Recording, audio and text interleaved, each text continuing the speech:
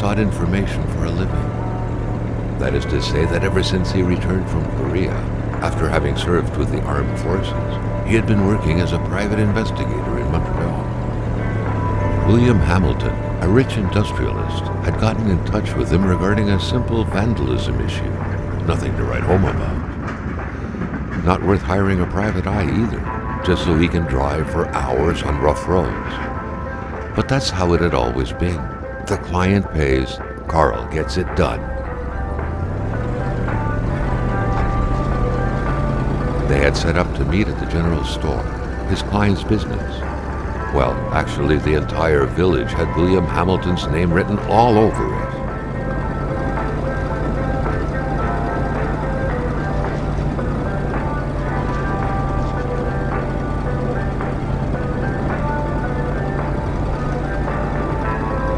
When the roads were bad, muddy, or snowed in, it was customary around these parts to close them off. But it was also customary to ignore those signs entirely and drive there anyway.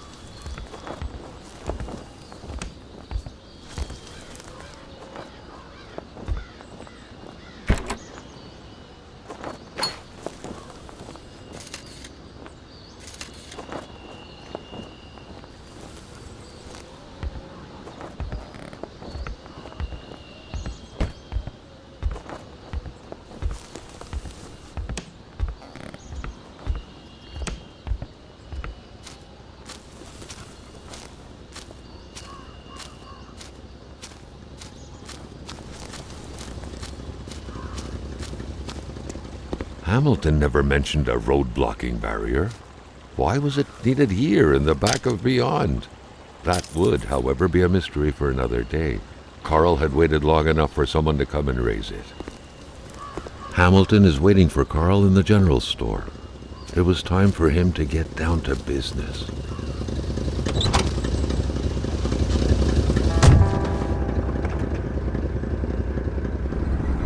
William Hamilton enjoyed a lavish country house built in the very heart of the northern forests, not too far from here.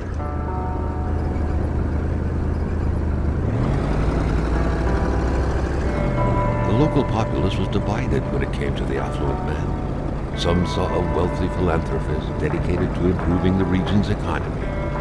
Others an aging Englishman who would do anything to further his fortunes. And those ones hated him enough to go on about scheming against him. Hamilton had recently acquired a few local businesses, but the last straw was the reopening of a mine, which gave rise to a wave of protests and threats from the Cree people. Given these circumstances, Carl reckoned that a good number of people must be feeling compelled to oppose Hamilton in one way or another. So far, only the industrialist's house had been a target, but soon enough, Carl thought, the target would become the man himself.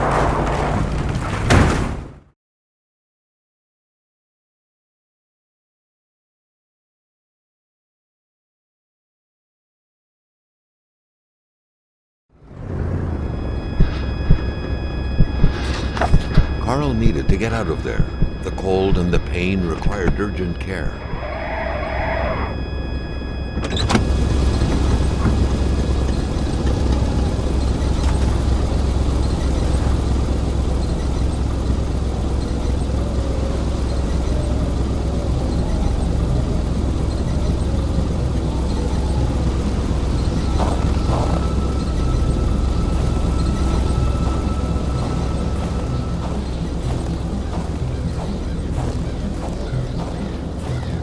The driver had taken off. It was still best to check it out and leave nothing to chance. Carl needed help.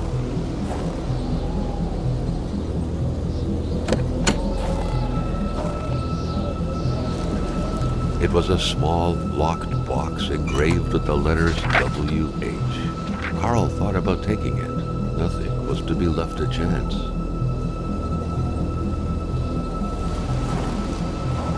This deep in the country, his last hope was to find an abandoned garage or a farm by the roadside. His life depended on it.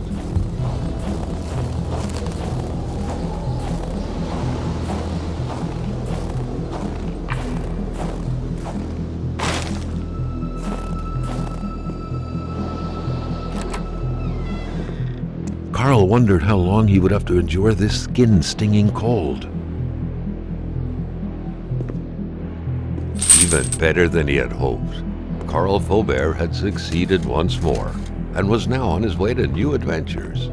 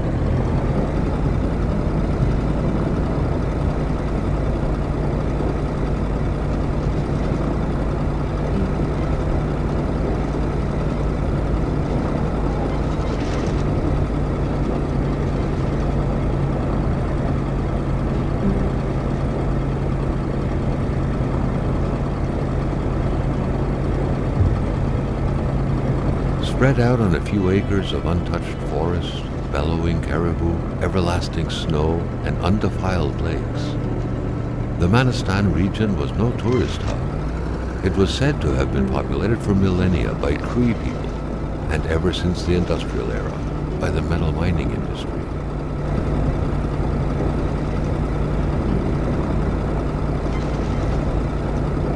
The truck was running on fumes. Good thing that the general store was close by.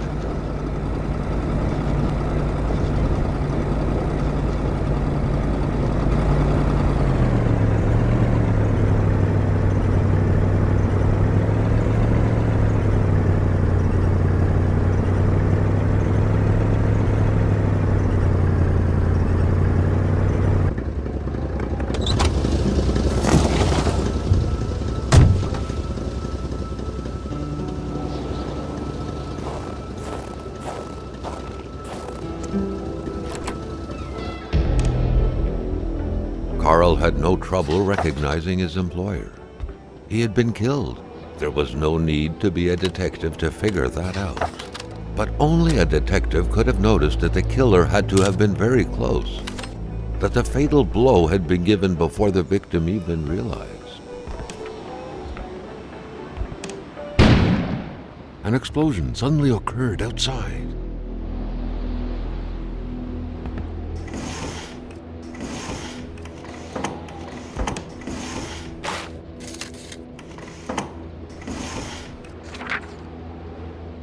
According to that log, it seemed like the whole village owed some money to the general store.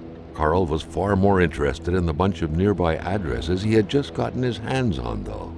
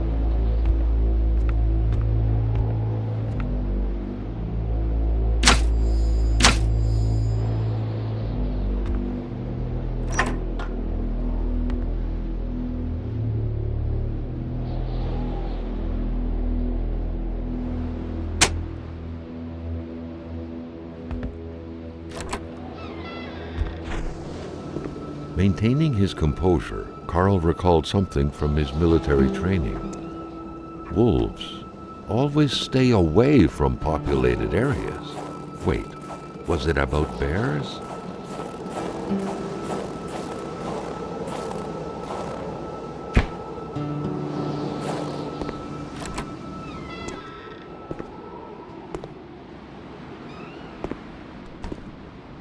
The crowbar was stuck under the lift.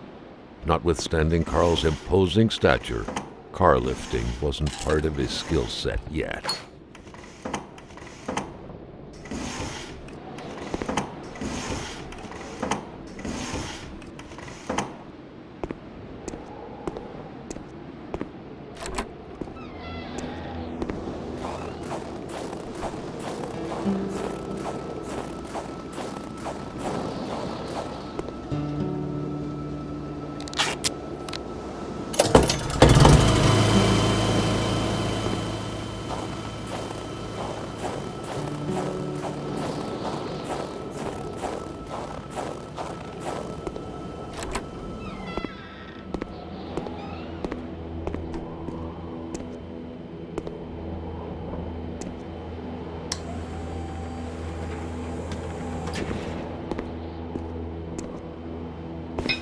At long last, the crowbar was within Carl's grasp. Surely it would come in handy at some point.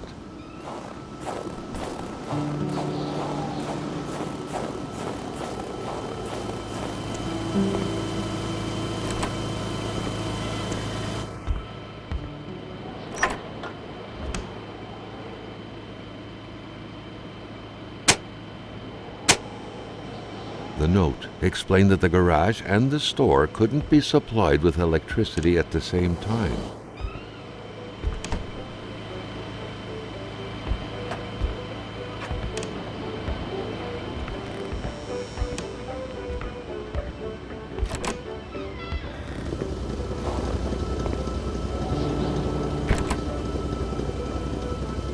The murder weapon. What was that doing there, Carl wondered. Hamilton must have been determined to keep some information secret to post this key. Shame he got unlucky. Everything made sense now. Poor Hamilton's denunciation was interrupted, and he figured it would be best to lock everything up and send the key to his correspondent, who would receive the box later on. Clever, but not enough. That's what happens to ordinary people playing spy.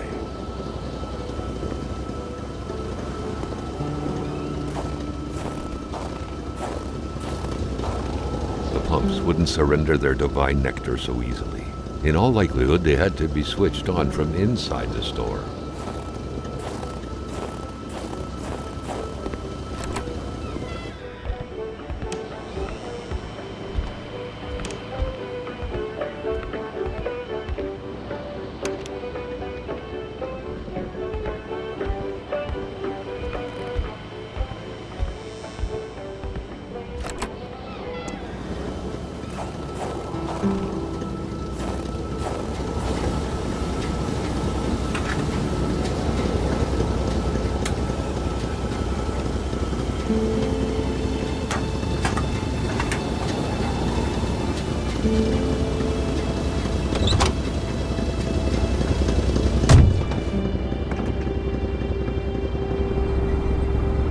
With this list, all that was left to do was to sort out the bandits and the honest citizens. He had to search the village.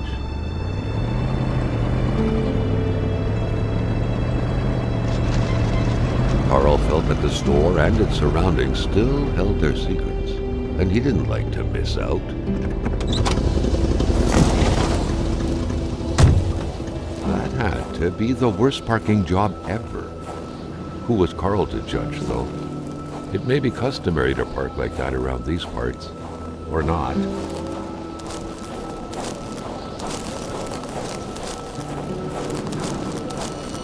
Carl wondered what the hell could that thing be? It looked like a man fossilized in ice. All of a sudden, Carl felt like he was pulled inside a world of dreams, a cold, unknown dimension.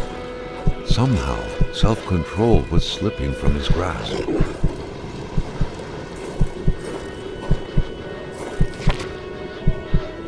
To all appearances, this was a hunting log.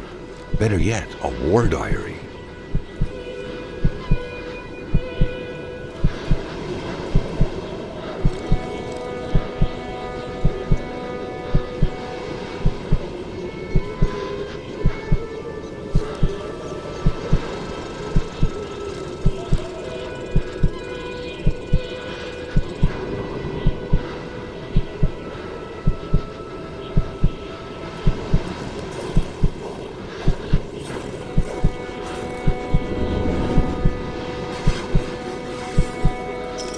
What could these engraved numbers mean? A fresh path suddenly appeared before Carl.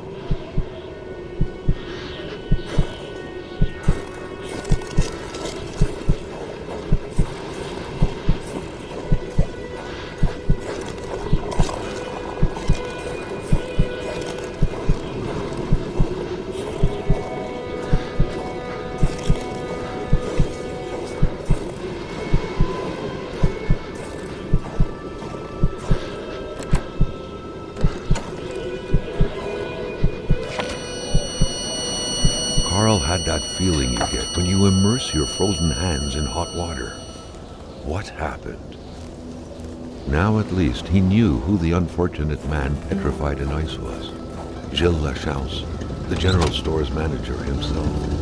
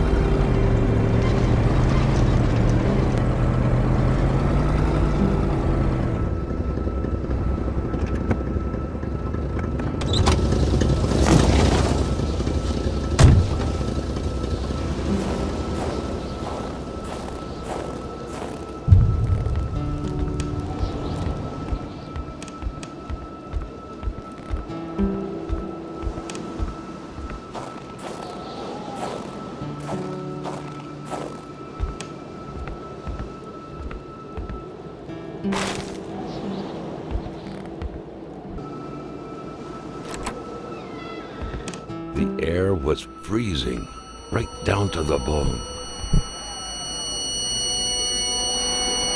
Carl felt a cool, tingling sensation in his back. Another vision took over him.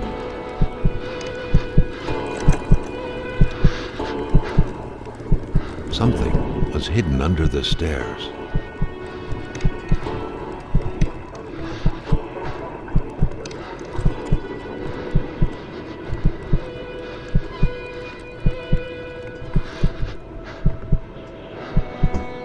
The man grabbed his rifle. Carl felt a sense of dread in him.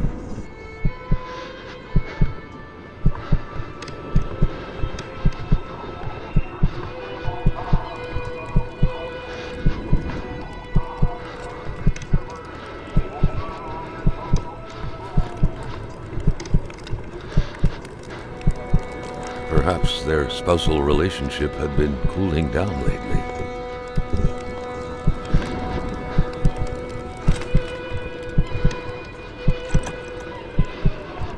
It seemed like secrecy was commonplace in this house.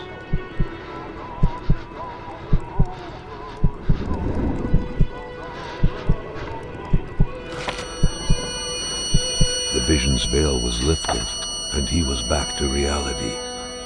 A reality in which Giselle, Gilles' loving spouse, was motionless, frozen in ice.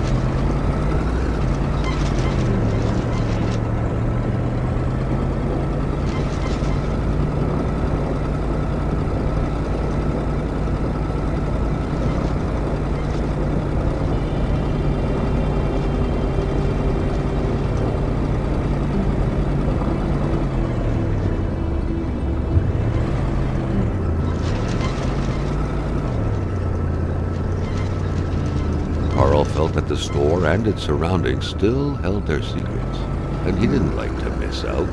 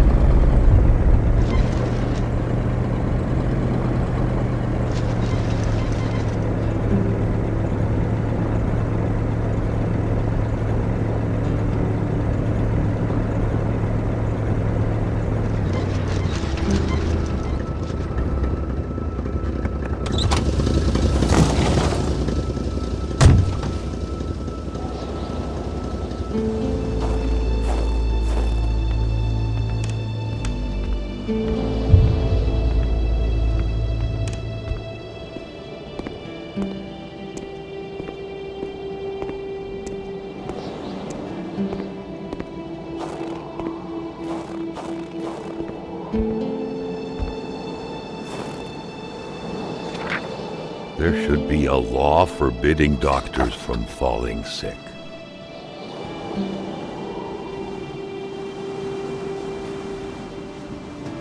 Finding a locked door in the country is not that big of a deal. Carl knew a key had to be hidden nearby.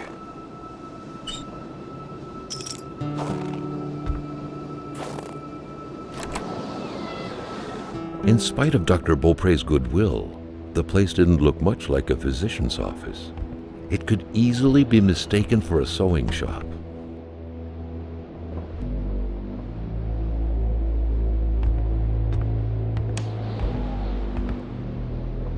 Someone had lost a few liters of blood here. Carl's first thought had been a lumber accident, someone's hand cut by a saw, or a hunting accident. In any case, whoever had lost all this blood couldn't have gone far.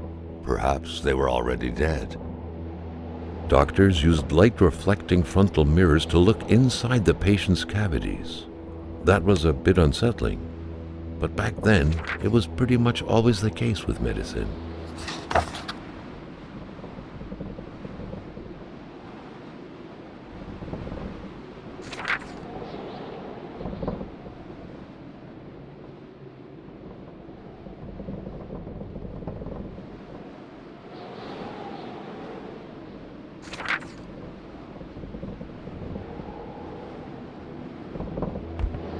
The good doctor, flanked by his beautiful spouse. Pure happiness, captured on cardstock. Carl recognized this woman's soulful eyes. Was it Dr. Beaupré who had hit him head-on at the village border? Great care had to be taken searching this place full of oddities. Everything was important. The decor itself told a story.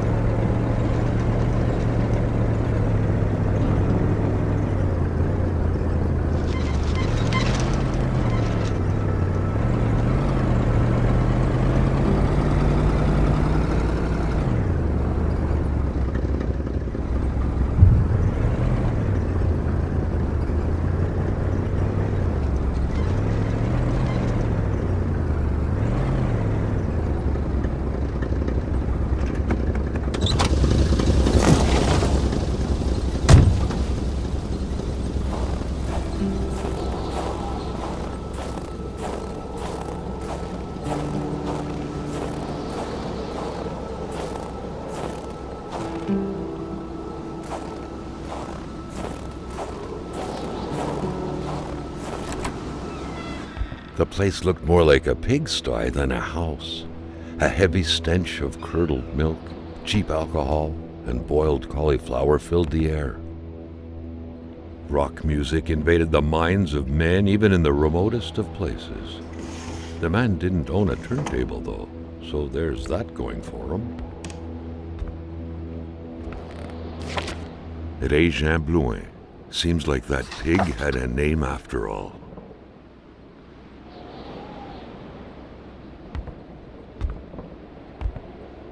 The rag reeked of fermented vomit. Carl wondered how one could bear to live in such gross and horrid conditions.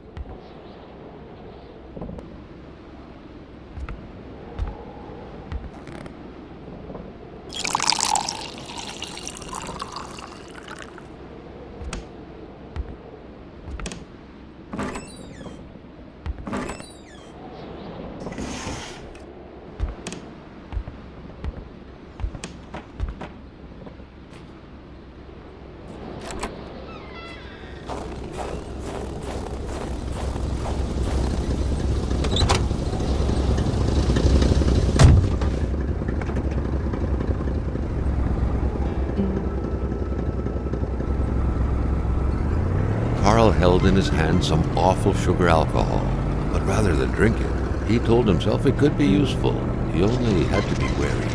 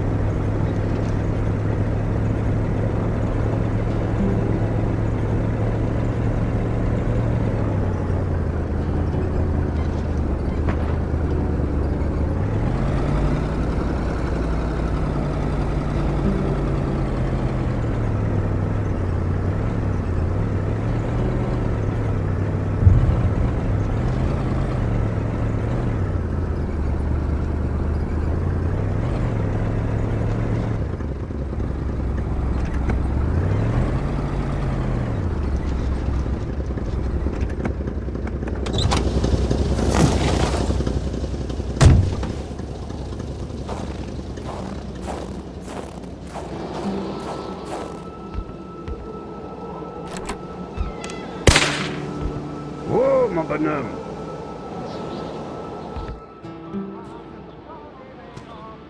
Je m'attendais pas à ce qu'un étrange retentisse par ici. Moi te dire, je prends plus de chance depuis que ça rôde dans ce bout-là. J'ai ma carabine au bout du doigt, et puis bang, bang, bang, si ça s'approche.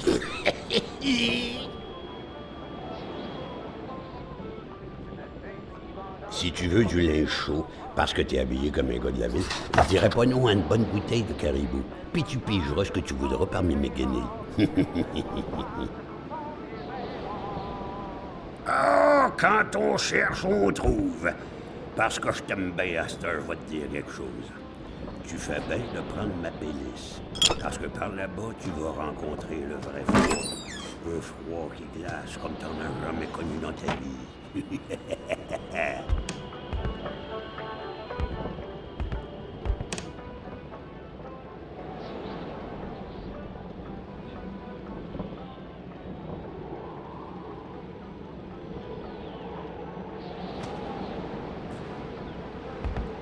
Cadeau, ça ouvre l'appentis.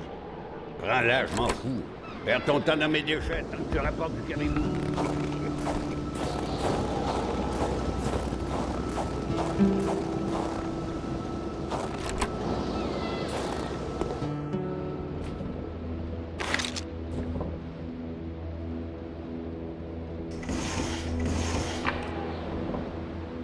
An axe, not too shabby. Carl felt he needed to protect himself.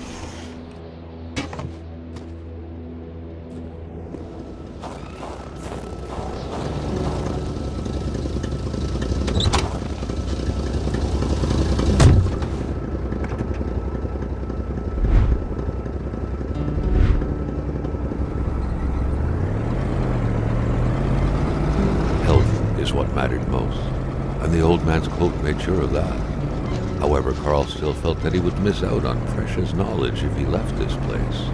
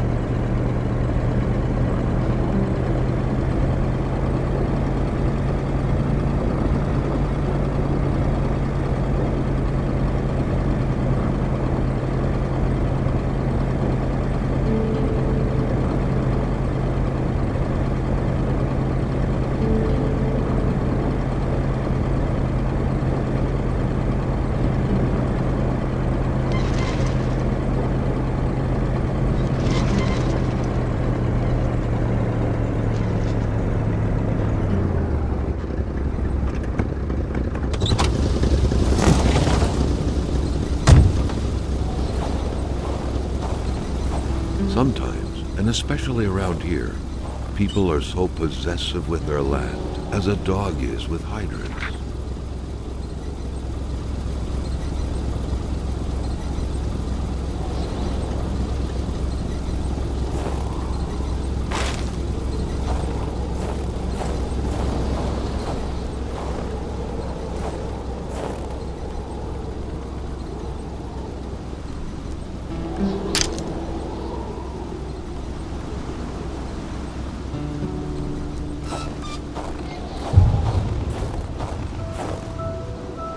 What good was a motorless car?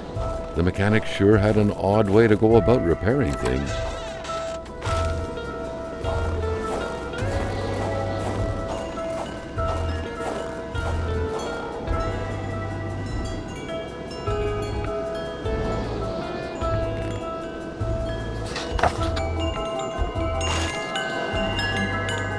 Nice catio. They say it's supposed to soothe the soul. But with this powerful gale that seemingly never sleeps, it was far more likely to get on anyone's nerves.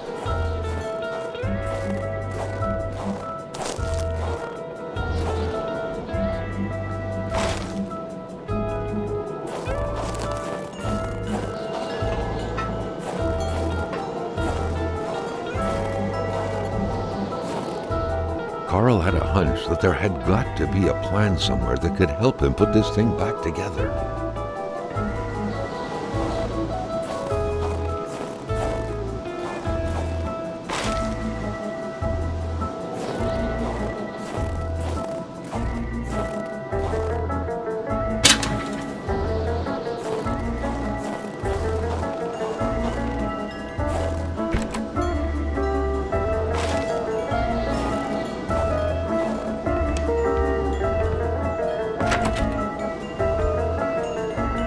The milk was sorted by color, from the whitest to the greenest, or in other words, from the freshest to the sourest.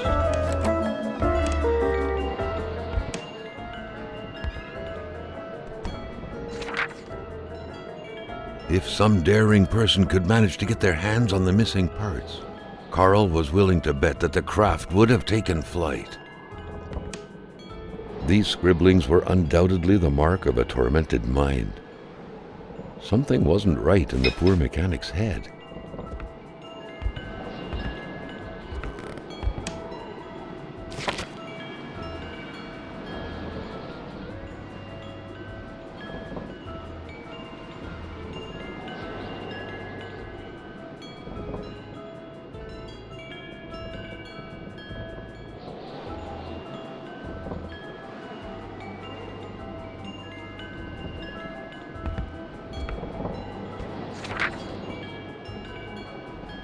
Roswell, Atamipek, same story.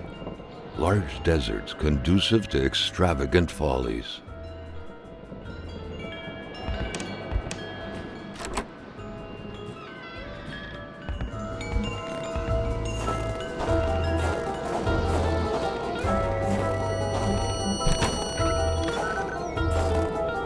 Another worrisome victim of this ice, this one seemingly petrified in action.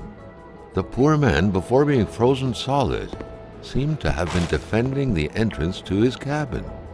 But from what? The very first steps of man on the moon were made more than a year ago. The event had surely captivated the mechanic's mind for him to still keep this around.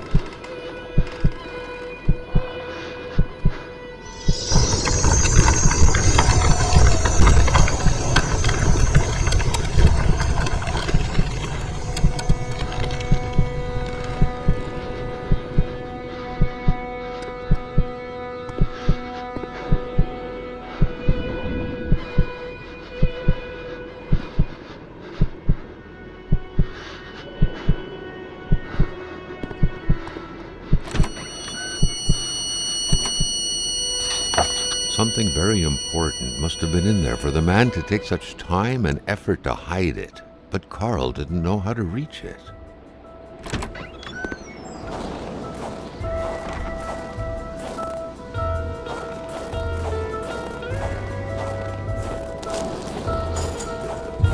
Carl hadn't lived up to his good finder reputation. He still hadn't found any of the wealth contained in Lamotte's lands.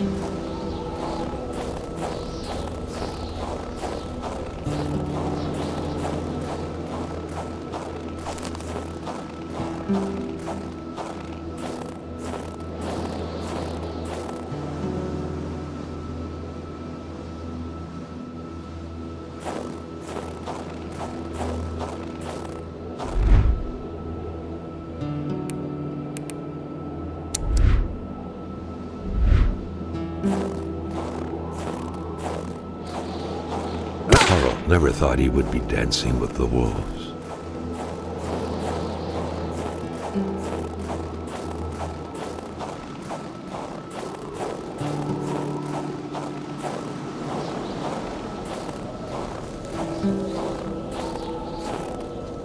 The blood and the shape of the hole in the ground left no room for doubt. Someone had been buried here. Someone whose life had been taken with blunt force.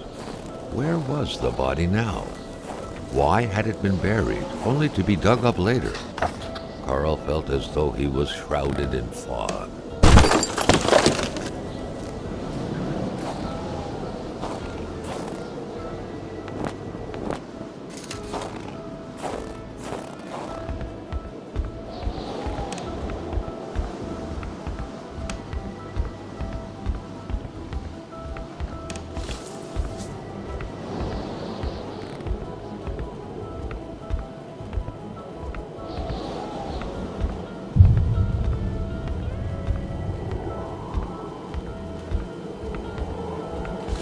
That large antenna in the middle of the path, undoubtedly ideal in attempting to communicate with little green men, was quite awkwardly placed. There had to be a lever to control it, maybe behind it. Carl would have to figure out how to reach it.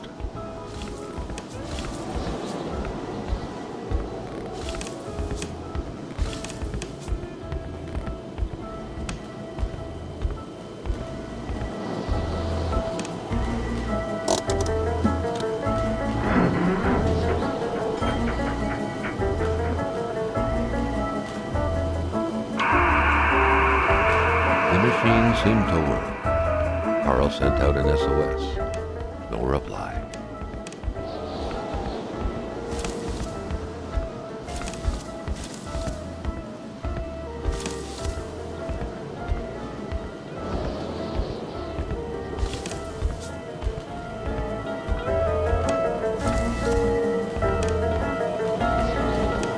The electric terminals appeared to be linked together.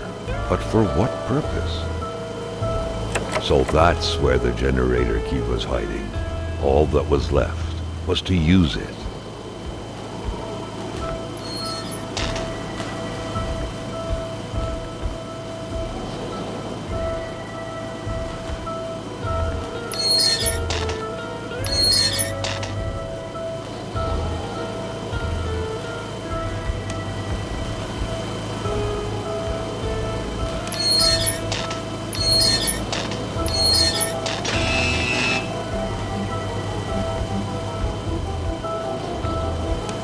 Open sesame.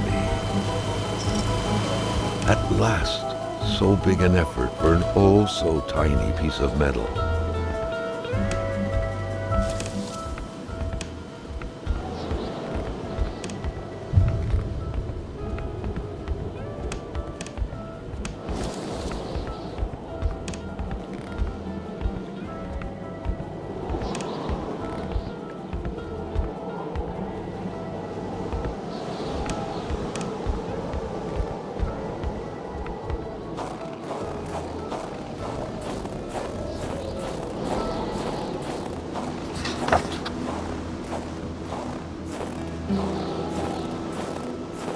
The Polaroid, Carl's long-standing and faithful ally, had seen its share of husbands caught red-handed.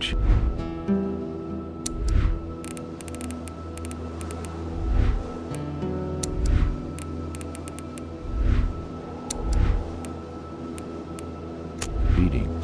There's always something out there waiting to be snapped away. Carl, like many of his contemporaries, felt like he had more trouble breathing when he wasn't smoking. Cigarette was his own personal breathing assistant.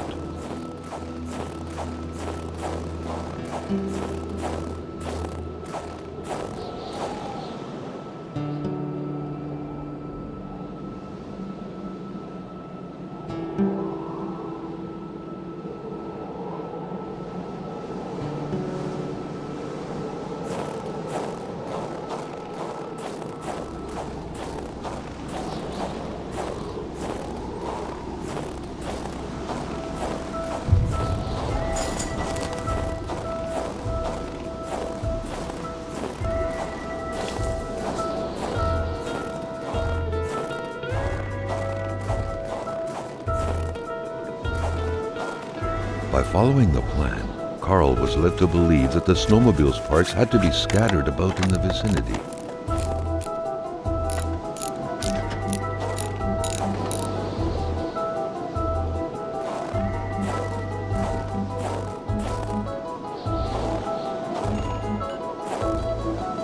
A bit of gas, a new spark plug, and a key, and this thing would run perfectly.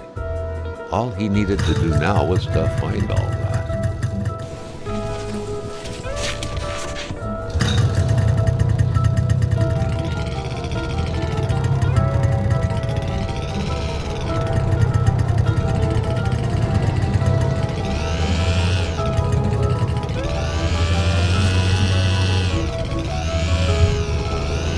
Wanted to know more about this oddball mechanic. Surely he would find something somewhere on this land.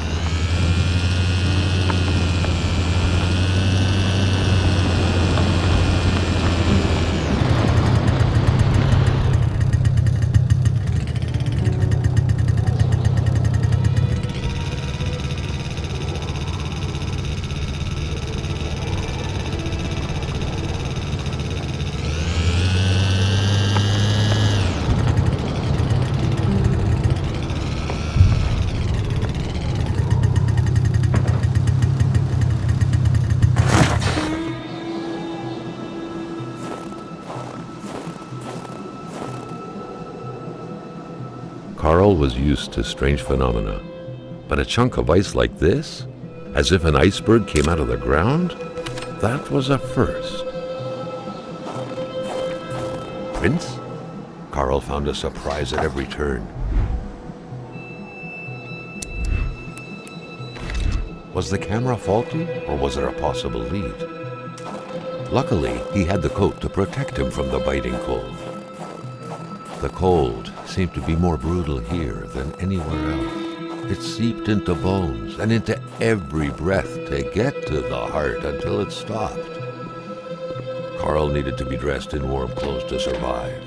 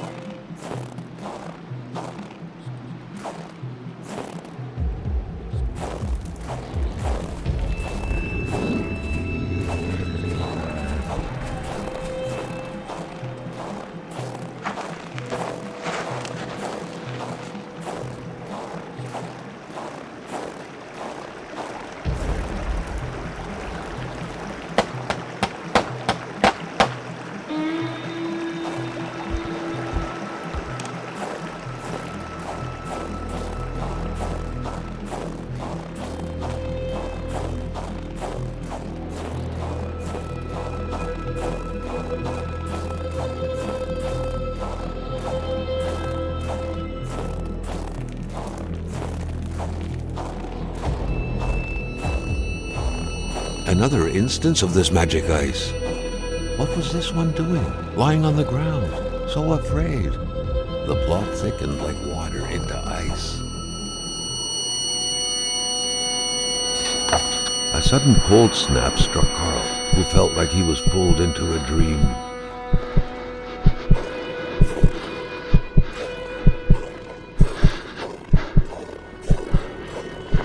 He had been running in fear from something creeping towards him, against which he couldn't do anything, only to end up like this, petrified and cold.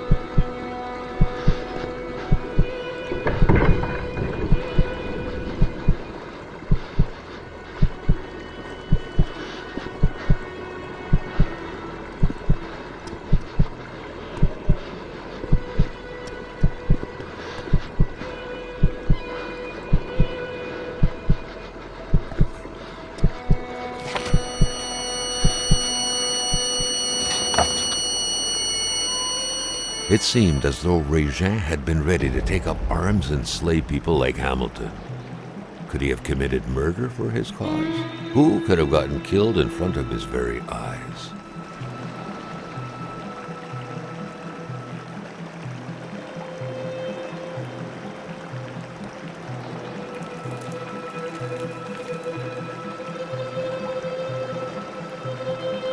It was so cold. Already Carl did not feel his toes anymore.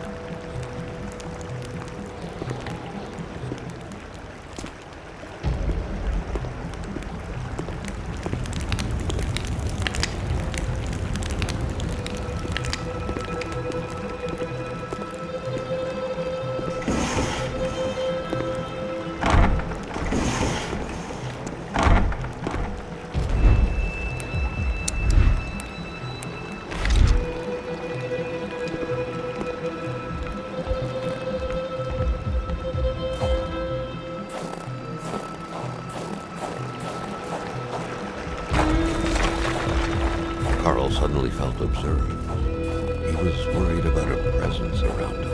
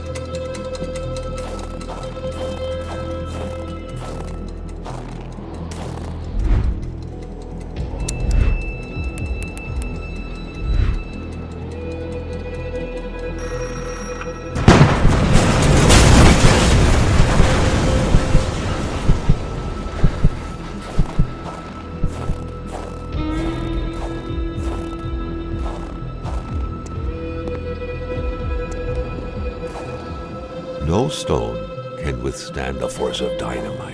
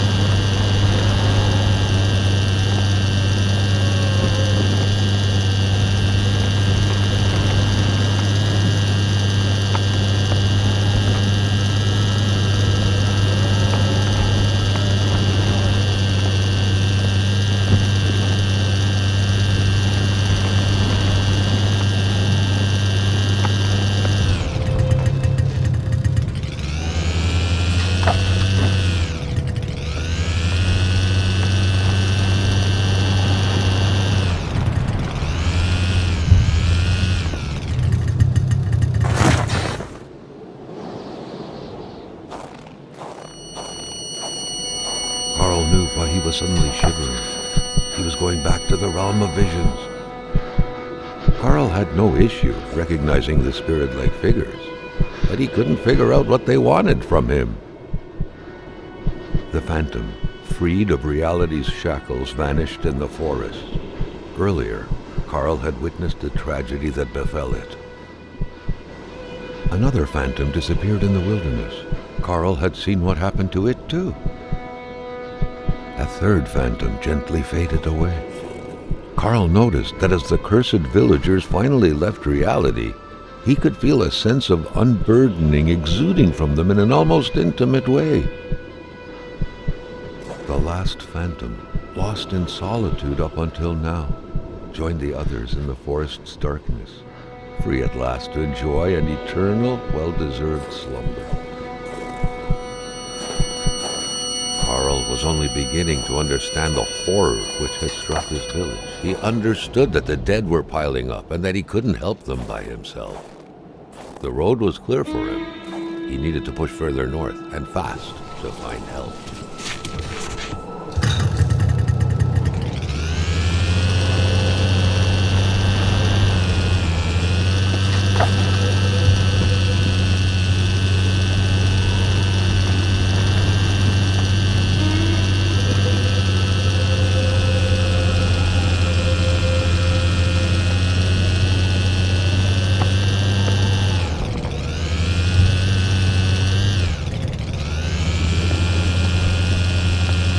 Another diary. Carl felt like someone was trying to communicate with him. Or was it simply the result of happenstance?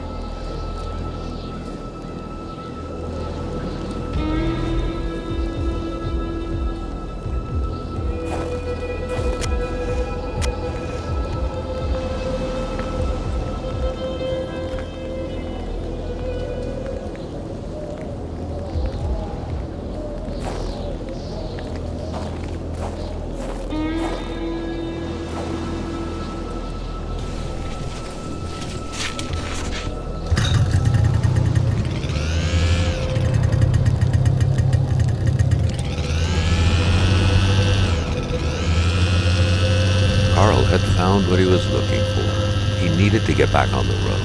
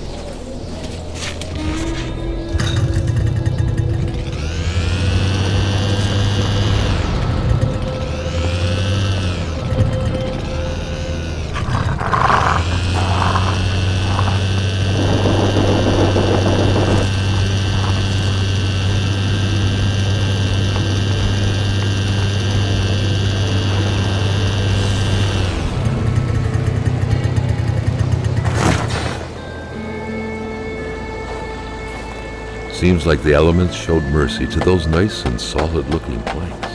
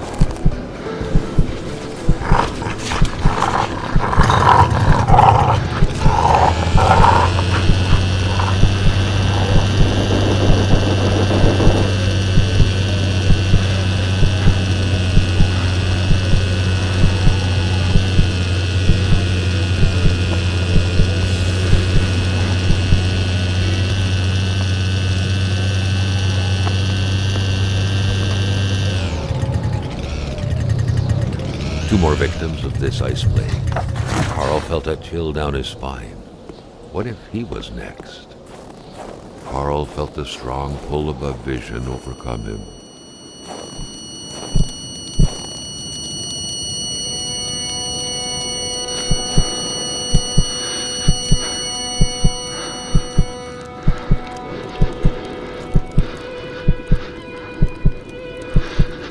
A young woman.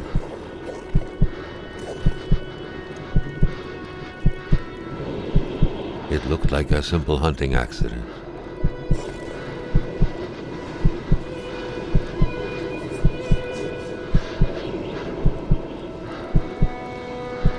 There was Hamilton.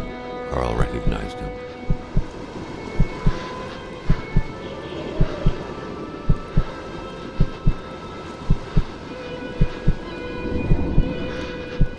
A major hunting accident.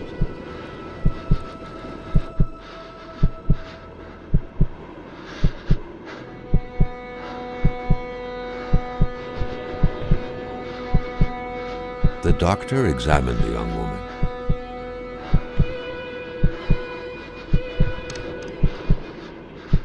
But death couldn't be overturned.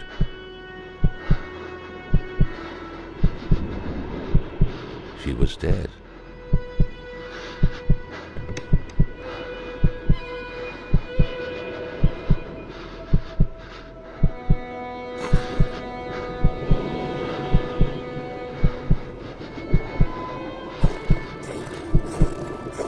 It was not the type of body you buried in a big ceremony in the village graveyard.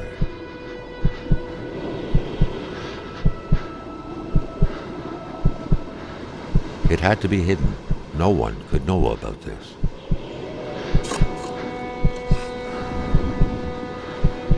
The best way to do that was to have a simple-minded man bury the poor girl. Lamotte, the mechanic.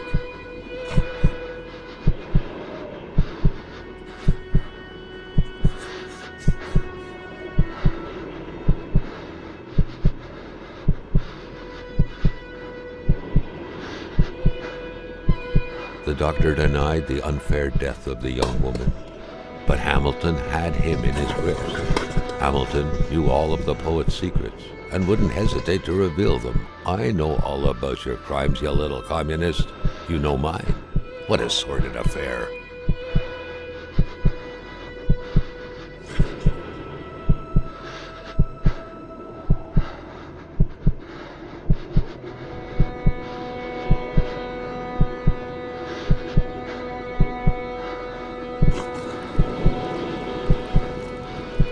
Understood the ins and outs of the affair.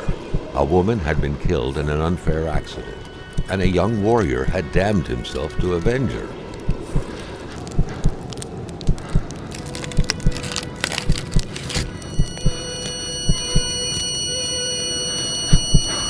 But Hamilton, the one responsible, had already been killed, and so the beast could not quench its thirst for vengeance.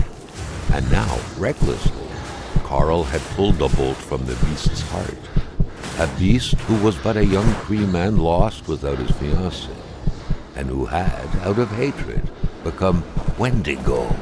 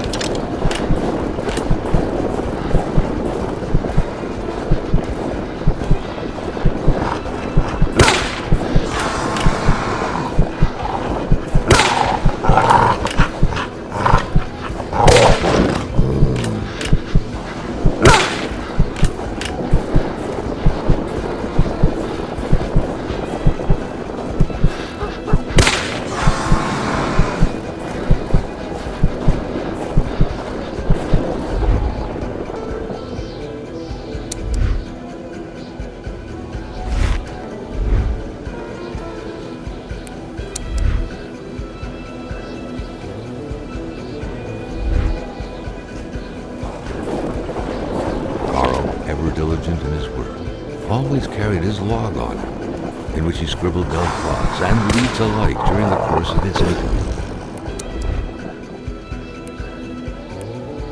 Investigations.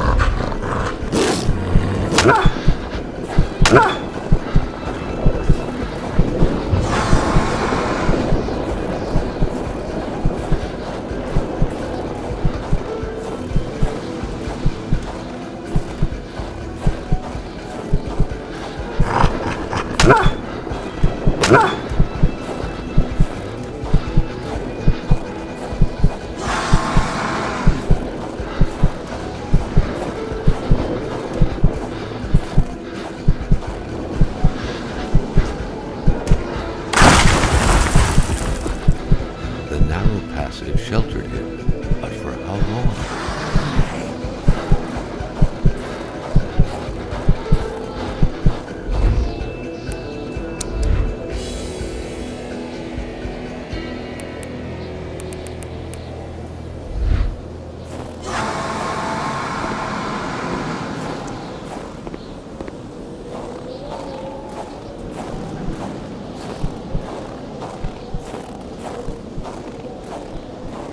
Complaining was not in Carl's nature. It would take more than light injuries to interrupt his investigation.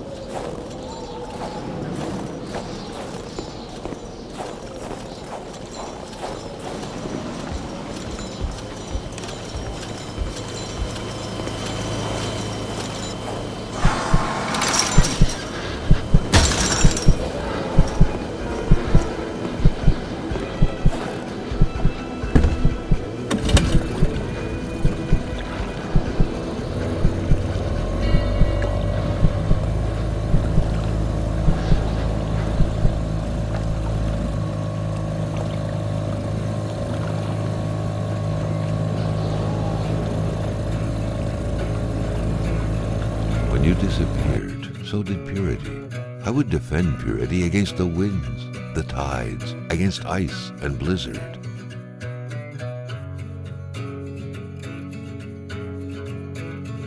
Could it be that all this was but a story of justice and vengeance? The soulful doctor, avenging his fiancée's unjust death by avenging this young woman as though she was his lover. Are these passionate feelings not precisely the kind of feelings that could cause a storm, petrify people deep inside, create monsters?